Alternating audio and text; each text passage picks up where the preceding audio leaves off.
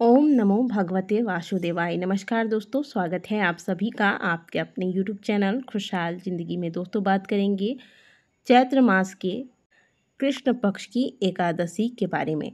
चैत्र मास के कृष्ण पक्ष की एकादशी को पाप मोचनी एकादशी कहा जाता है। पाप मोचनी एकादशी सभी प्रकार के पापों का नाश करके व्यक्ति को सुख समृद्धि देने वाली एकादशी है और इससे जाने अनजाने में किए गए पाप कर्मों का जो दोष होता है वह क्षय हो जाता है।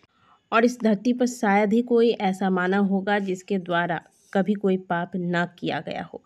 तो जाने अनजाने में हमारे द्वारा कुछ न कुछ पाप अवश्य होते हैं। इन पापों से मुक्ति के लिए शास्त्रों में जो सबसे उत्तम उपाय बताया गया है वो है पाप मोचनी एकादशी व्रत के नियमों का पालन करना। इस व्रत के प्रभाव से वो फल प्राप्त होता है जो बड़े बड़े यज्ञ अनुष्ठान से भी प्राप्त नहीं होता। पाप मोचनी एकादशी व्रत के प्रभाव से सहस्त्र गोदान के समान फल की प्राप्ति होती है। ब्राह्मण हत्या, गौ हत्या, गुरु पत्नी गमन जैसे बड़े बड़े पापों का नाश करने वाला यह व्रत माना गया है। साल 2024 में पाप मोचनी एकादशी का व्रत किस दिन रखना है, पारण किस दिन करना है तथा व्रत में आपको कौन सी बातों का ध्यान रखना चाहिए, व्रत नहीं कर सकते हैं तो भी कौन से विशेष कार्य हैं जो करके आप श्री हरि विष्णु की कृपा प्राप्त कर सकते हैं, इस पे पूरी चर्चा करेंगे। वीडियो को आगे बढ़ाने से पहले आप सभी से रिक्वेस्ट है कि वीडियो को लाइक जरूर कीजिएगा। दोस्तों, हिंदू धर्म में सभी व्रतों में श्रेष्ठ जो व्रत बताया गया है वह है एकादशी का व्रत। एकादशी व्रत के नियम बहुत ही कठिन होते हैं। 3 दिनों का नियम होता है इसमें। एकादशी व्रत के जो नियम है वह 10वीं तिथि से ही आरंभ हो जाते हैं। 10वीं के दिन ब्रह्मचर्य का पालन करें, बाल धोकर स्नान करें, शुद्ध सात्विक भोजन लें। इसके बाद एकादशी के दिन व्रत का संकल्प लिया जाता है। व्रत के दौरान अनाज का सेवन नहीं किया जाता है। एक बार अगर बहुत आवश्यकता हो जाए तो एक बार फलाहार लेना चाहिए, दूध वगैरह ले सकते हैं। इस व्रत में नमक, अनाज इत्यादि का सेवन बिल्कुल भी वर्जित बताया गया है। जो भी जल फल वगैरह लेना है वह एक बार ही आपको लेना चाहिए। लेकिन अगर आप अस्वस्थ हैं तो आप दिन भर में जितना बार चाहे पानी पी सकते हैं, एक बार फलाहार ले लें। अब बात करते हैं जो लोग व्रत नहीं करते हैं उन्हें क्या करना चाहिए। उन्हें आज के दिन मसूर की दाल, नमक, बैगन, मूली, चावल इत्यादि का पूरी तरीके से त्याग करना चाहिए। मीठे भोजन में जैसे आप कुट्टू के आटे का हलवा बना ले, सिंघारे के आटे का हलवा बना ले, साबूदाने का खीर बना ले। इस प्रकार से जो फलाहारी भोजन होता है वो आज के दिन आपको करना चाहिए।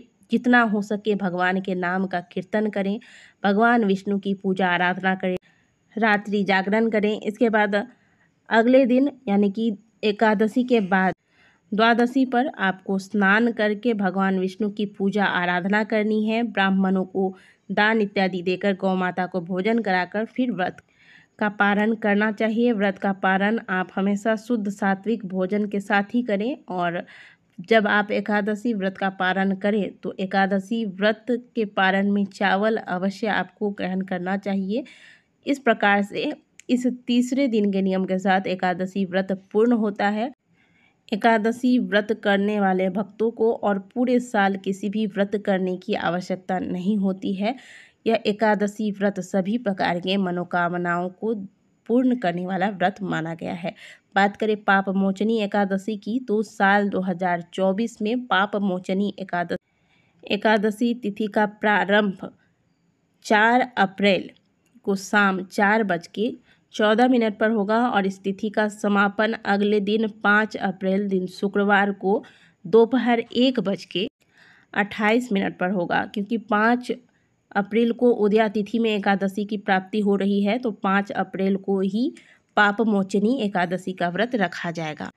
तो 10वीं तिथि का जो पालन है वह 4 अप्रैल को होगा और इस बार गुरुवार पर रहा है। जो लोग व्रत रखेंगे, बाल धोकर एक दिन पहले स्नान किया जाता है तो गुरुवार के दिन जो लोग बाल धोएंगे या तो आप एक दिन पहले बुधवार को बाल धो लें, और अगर ऐसा नहीं हो पा रहा है तो गुरुवार के दिन जब आप स्नान करेंगे तो स्नान के जल में हल्दी मिलाकर फिर इस हल्दी मिश्रित जल से आप अपने बाल धोएं, इससे दोष नहीं लगता है। तो इस प्रकार से बाल धोकर स्नान कर ले, शुद्ध सात्विक भोजन ले। अगले दिन सूर्योदय से पहले जाके घर की साफ़ सफाई कर लें। इसके बाद स्नान करें। स्नान के पश्चात पूरे घर में, मुख्य द्वार से लेकर पूरे घर में बाथरूम टॉयलेट वगैरह छोड़कर गंगा जल का छिड़काव करें। इससे घर में सुख समृद्धि आती है, घर में नकारात्मक जो ऊर्जाएं होती हैं वह समाप्त होती है। ये कार्य कर ले। इसके अलावा आप पीपल पूजन, क्योंकि पीपल में भी श्री हरि विष्णु का वास माना गया है, पीपल पूजन भी आज के दिन कर सकते हैं। शुक्रवार का दिन है तो पीपल पूजन करने में कोई दोष नहीं है, पूजन कर सकते हैं। व्रत का संकल्प ले लें, घर के मंदिर में घी का दीपक लगाएं, भगवान को पीले चंदन, पीले पुष्प, धूप, दीप इत्यादि दिखाकर पीले फलों का भोग लगाएं। इसमें आप केले का भोग लगा सकते हैं और जो भी मौसमी फल वगैरह हैं भोग लगाएं। इसके बाद विष्णु सहस्त्र नाम का पाठ करें, या फिर विष्णु सहस्त्र नाम का पाठ नहीं कर सकते हैं तो विष्णु स्तोत्र का पाठ करें, या फिर भगवान के मंत्रों का जाप करें। जो भी मंत्र आपने लिया है, ये मंत्र जितना हो सके आज के दिन जाप करें।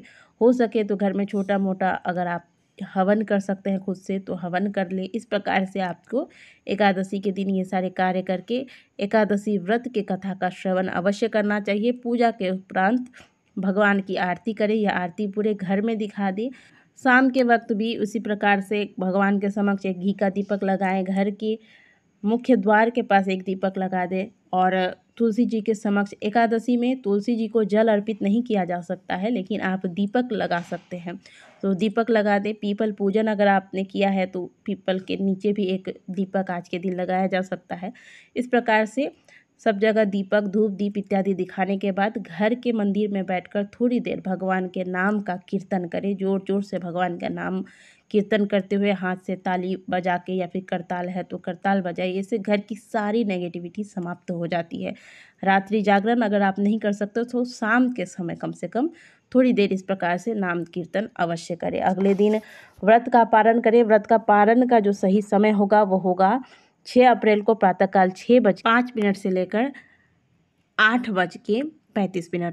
इसी बीच आपको व्रत का पारण करना है। तो इस प्रकार से पाप मोचनी एकादशी व्रत आपको करना चाहिए। व्रत नहीं करते तो भी फलाहार जितना बार मन हो फलाहार लें आप, दिन में, रात में, प्रातःकाल जितनी बार भूख लगे आप भोजन करें, लेकिन फलाहारी भोजन करें, नमक इत्यादि का त्याग करें, अनाज का त्याग।